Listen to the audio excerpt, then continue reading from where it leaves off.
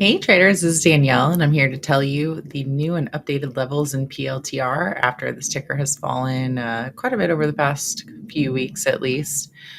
First of all, I just want to point something out, which is that if you look at the way that it fell from February down into the lows in April, this actually measures symmetrically with the way that it's fallen from the beginning of November until now. So if you look at this move, we have a symmetrical level. That's a Fibonacci analysis for you.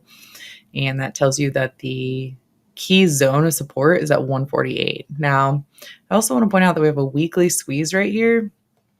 When we look at the weekly squeeze, we're only 4 dots into the squeeze because we have a white dot here, red dot here, and red dot here. Those are the squeeze bars. Prior to that, it was not in a squeeze since they were green. So essentially what we have here is a ticker that's consolidating and pulling back on the weekly time frame.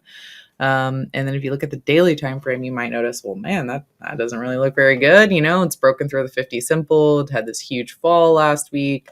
It's kind of in a bearish trend on the lower time frame chart. None of those things look very good on the lower time frame chart. However, what it means is that on the weekly chart, we can actually come in and start buying more shares of stock in this name because it's had a pretty decent pullback and it's holding support. So I actually think you could probably buy it down into 140 because that's where the 200 simple is. So anyways, I'm not looking at this one for a short-term trade right now, but I am looking at it for a potential dollar cost average, a long-term buy situation because it's pulling back on the daily chart, but more importantly, because the weekly chart is showing a hold up above support and that weekly squeeze.